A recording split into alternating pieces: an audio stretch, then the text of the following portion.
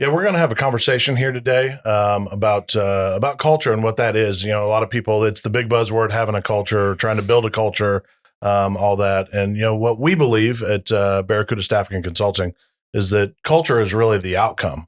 It's really not what you're trying to build. It's the outcome of three things, and we're going to talk about some of those three things here today. The first one we're actually going to talk about is human capital management.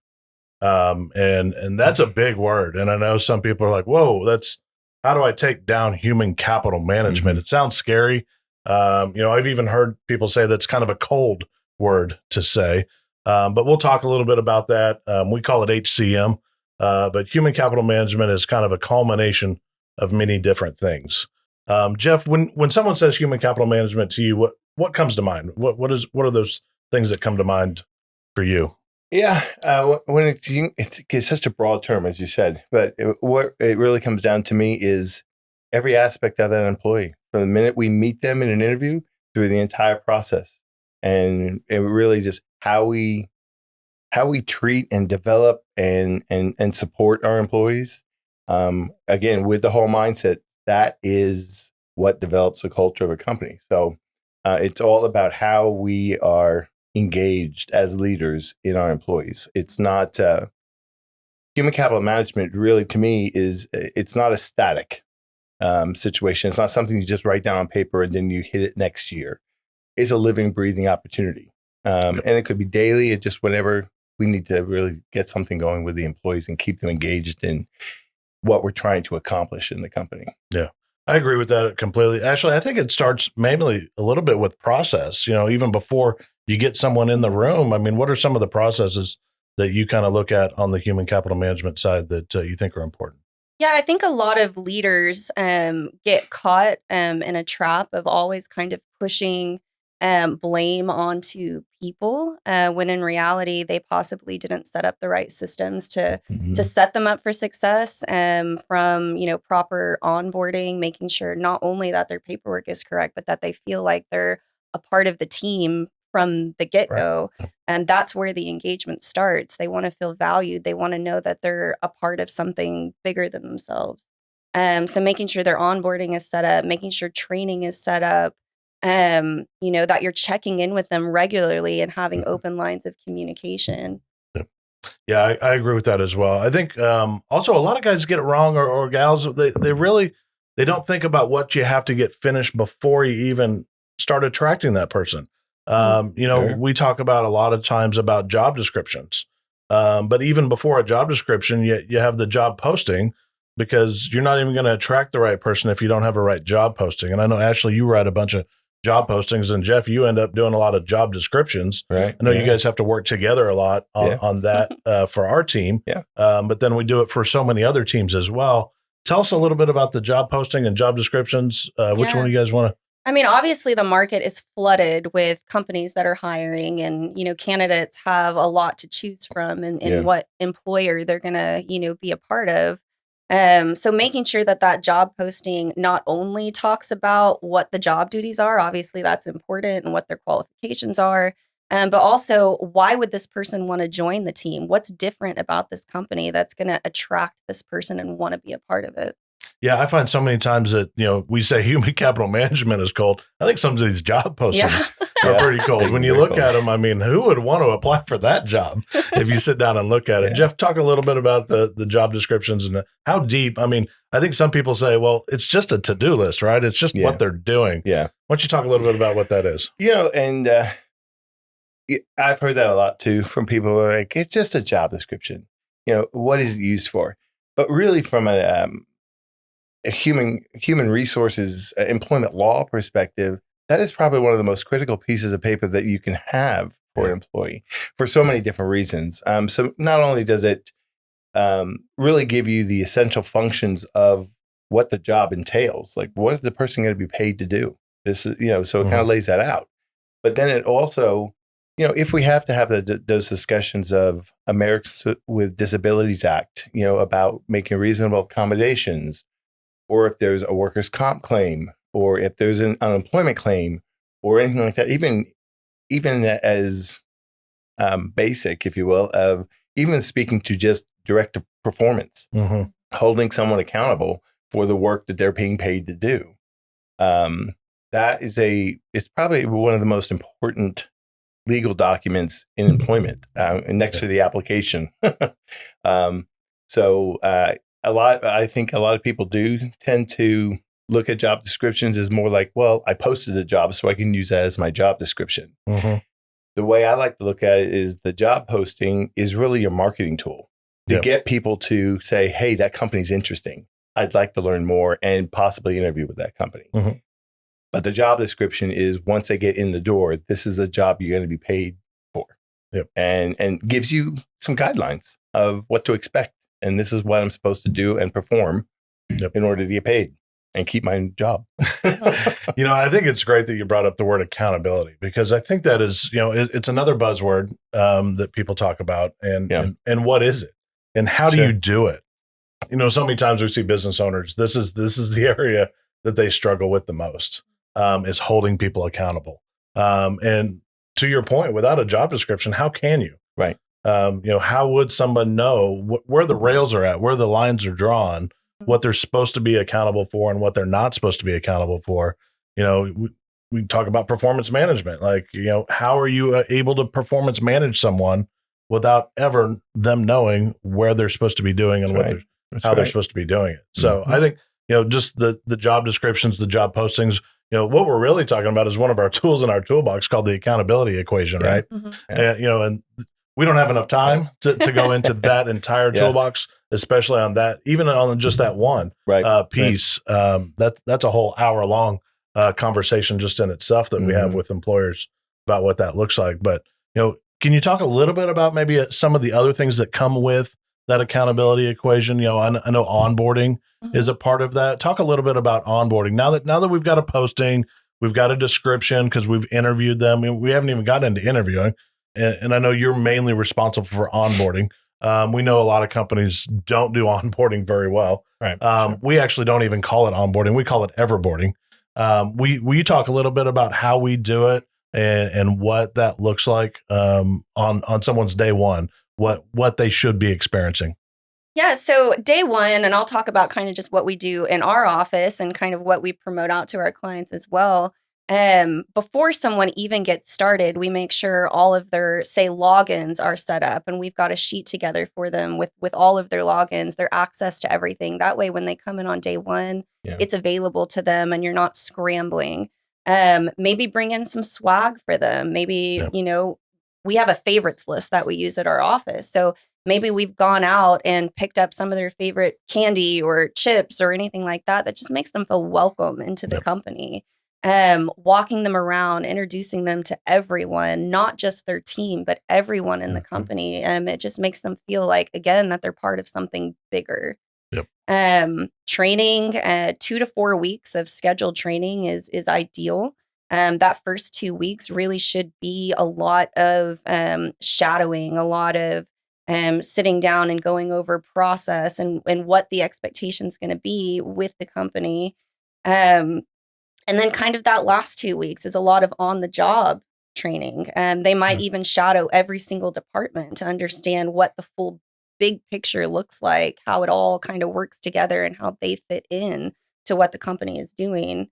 As far as everboarding is concerned, I mean, we go into 30, 60, 90-day reviews, and that's less about the employee's performance and more about the company's performance. Are they getting the training that they need? Are they feeling welcomed by the team? What additional training do they think that they need? And having those constant check-ins. And then from there, the performance management piece that Jeff brought up, we do quarterly reviews with our team. It's a two-way conversation. It's not just the manager talking about, the employee. The manager gets reviewed as well. And that creates accountability on both sides. Where I see a lot of the mistakes get made is really in the timing of all this. I see it where they make the job posting, they've got their job description, maybe they bring them in, they interview them on a Thursday, they make the offer on a Friday, the person accepts on a Friday, and they start them on a Monday. And it's really out of lack of preparation that they haven't prepared well for the new employee. And because of that lack of preparation, Now there's things that this employee is experiencing on day one Mhm. that's not very good. First of all, there's no email that's set up. They come in, they don't even have a way to communicate with their other employees. There's no way to communicate with them. They don't have any business cards. Sometimes it takes companies 2 weeks to a month to get a business card. I mean, how can you feel what that would feel like when you've started Yeah. a new job? Your friends are excited, asking you questions about your new start, and in some cases, that not all positions require a business card, but if it does require a business card, you want to be able to hand that card out and start creating relationships to help Right. better this new company. They're really kind of shooting themselves in their own foot Sure. by not even doing this sort of stuff. And that's kind of goes back to the swag thing. You know, if it's not a business card, is it a t-shirt? Are they in a blue collar type position where they could be out feeling good about their new company with some new swag with their company logo on it, and they're walking around really being a walking billboard for you, saying, hey, look where I work at. Look how much they care about me. Mhm. They've given me this to be able to do it. And I know these are small things in some people's eyes. Some people just completely miss the boat on this Well, stuff. all goes into Yeah. that brand reputation. I mean, Mhm. even starting from those job postings, people are looking you up online. What do your Google reviews look like? What's Yeah. your website look like? Your social Yep. media look like? And then when that person gets started and they're experiencing this lack of, efficiency and lack of, Yeah. get the preparation, it makes them feel unimportant and they go out and talk about this company. How are you going to attract the right candidates in the future if that's the reputation that you're creating? Now, Jeff, I want to toss this one to you here because this is a question that I think you're probably best suited for just with your background. You've worked for big businesses, Sure. some of the largest employers, and now you're working for a smaller employer and Mhm. smaller businesses. Some of our clients are on both sides of that. We've got small, medium, and large size businesses Sure we do. that we cater to. So why don't you talk a little bit about what is human capital management? Does the small business owner need it? Does the big business need it? Talk a little bit about what you see on that. Well, the answer is yes. Every business needs it. Yep. I mean, really. But I would venture to, and I would really feel comfortable saying that I think the small businesses probably need it more than small to medium sized companies that are still kind of in their growth phases. Yep. I think they need it even more than a larger company that has multiple people doing similar jobs, because they can absorb some of that a little bit more than a small company. But when you're really trying to establish your name, establish your brand, really show that you want to be an employer of choice or the best company in the market in your segment, then I think the more you engage your employees, I mean, first of all, you're going to create retention. You're going to create employees that are very happy and want to be, and they're proud of working for the organization, which in turn really promotes longevity with the outside public, because then they see consistency with the organization. And they see that while that company's stable, and I want to do business with a company that's stable. Yeah. And so I think the more they engage employees and keep them going and keep them, really a part of it, showing that they have skin in the game, if you will. Yeah. I think that's what really shows and will promote the company more than anything, because it is a PR thing as much as it is employee relations and performance management. There is a level of public relations to it as well that you have to be very mindful of from a marketing perspective too. Yeah, and I think that brings up some good points. I think some of the reluctance of a business owner to maybe jump in with human capital management is the fact that they call it HR, right? And a lot of times we've talked about who ends up with the HR title at your company, and sometimes it's that administrative assistant that's done a good job for you. They're good at paperwork. That's kind of their detail type work that they do. So you say, hey, you're HR now, and they really have no legal background to understand. You guys both have your HR certifications. Right. I do not have my certifications. That's not what I do. We'll talk a little bit about breaking down what we do later individually, but you guys both have your HR certifications.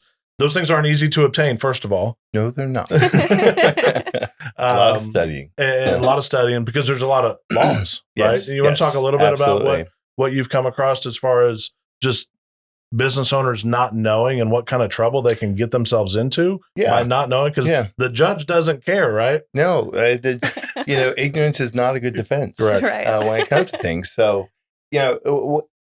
It really just depends on, and the laws written, especially in Oklahoma. We follow pretty much federal law on almost all of our employment laws. It's not written that all the laws are one size fits all. Just because you open your company and now you're an LLC, or you're a growing company, doesn't mean that you have all the laws to apply. Yep. So the good thing is, as you grow, so do the laws. Meaning that as you hit certain milestones in employment count, more laws come into play. So if you're a smaller company, you're not having to worry about some of the larger laws like Family Medical Leave Act and things of that nature. But EEOC comes in pretty quickly. Americans with Disabilities Act comes in pretty quickly, stuff like that. And again, ignorance is not a defense. Yeah, So sure. that's one thing, from a HR compliance side. Yeah, that is my world. I love that world. I've been doing it 20 years now, so I love that stuff. But I think it's very important for companies to understand that from a business side, here you are in business to become profitable, to make profits and have a business that you can be proud of. One thing I think business owners tend to look over is the fact of, well, wait a minute, if I'm not properly covered from an HR perspective, all those profits that I have been enjoying could go out the door because of a Department of Labor audit or a complaint to the EEOC or anything like that. So that's something to be important. Yeah, absolutely. That's a great point. I do want to switch gears a little bit. We've been talking about some of the things that they don't do well. What happens when they do it well? What is the transformations that you see within organizations? A lot of the organizations we work with, we get feedback all the time. Ashley, talk a little bit about what kind of feedback you've heard from some of the clients we've worked with and some of the things that they've been able to say after getting work done by us. Yeah, I mean, there's that kind of buzzword again, is that accountability. A lot of clients that we've spoken with say they don't know how to hold their team accountable, but after working with us, even for a short period of time, they're seeing the significant change that can happen in their company when they have these systems set up. They're able to hold their team accountable. There's more trust among the team. More ideas are flowing, and they're able to actually advance the company doing less work because all of the ideas and the work is coming from their team instead of just kind of a top-down approach. So that's always great to see with companies. Jeff, what have you experienced with some of the clients that you work with on the HR side? Just giving them some guide rails, right? Yeah. And I'd love to say they embrace them right from the start because, again, HR is not supposed to be ever, it never should be seen as an environment that holds a company back. We hear it's the necessary evil, right? Yes. Is that what we hear? Yes. Right. And, it can actually make you profitable, though. But it can actually make you profitable. And that's a part that I try to bring to it. Mm-hmm. And the fact of, I understand some of this stuff seems like, I can't believe I have to do that. But when I work through it and explain the whys behind why it's done. Yeah. I think, I've had a lot of clients that understand. I've even had them say, Jeff, I don't always agree with what you say, but I completely understand you have our back. And I know you're trying to do the best thing for us as far as minimize our risk and our exposure to issues. Okay. So, yeah. No, that's good. One of the things that I just kind of want to end this section with is just talk a little bit about what someone could do today. Besides hire us, I would say hire us is probably the best thing that they can do today. But what is a simple thing that they can do today? We were kind of chatting about it the other day. Is what are some simple HCM tools that someone can do? And I think the one that was brought up was just simply engage, right? Mm-hmm. How does someone simply engage? What would you say simple engagement looks like to you, Ashley, as far as? Walk by their office. How's it going? Right. It's simple as that. A lot of the time, employees don't feel like they can go talk to anyone above them, where there should always be open lines of communication. Yeah, start breaking down those walls a little bit, right? Making them, you can't do it all in one day. That's the problem that I see with a lot of business owners. They say, well, I did that once. And it's like, you did it once. Well, you have to continue to do it, right? Yeah. It's consistency, right? It's being consistent with them. And once they see that consistency, I think they end up with a better company, better company lines, communication. Well, you have employees that just feel more comfortable, because they don't feel like they're walking in eggshells, Oh, lack of yeah. a better term. For sure. Because then they're like, okay, how do they feel today? Do I approach them? Do I not approach them? But if they feel like everyone's on the same page and it's even keel, so to speak, that, and people are doing, like to Ashley's point, that they're engaging one another, Yeah. checking in. I mean, we're all here for 8 to 10 hours a day. Yeah. Let's make this comfortable for everybody. Right. And we're all in it to, the old adage is we're not in it for our health. We're in it to actually have a living. Right. For sure. And so we're all like-minded from that perspective. So let's share in that like-mindedness. And as a business owner, speaking to you, the business owner as well, I can just tell you, these people, they show up every single day. They put in the hard work. Mm-hmm. I think we owe it to them as business owners and business leaders to give them the best possible place to work, to give them the best atmosphere, the best environment, because without it, you're going to have consistent turnover, right? And turnover, nobody wants to deal with turnover because your money just walked out the door. Absolutely. When turnover, with the training and everything else, we can talk about, everyone's heard how much it costs companies with the turnover.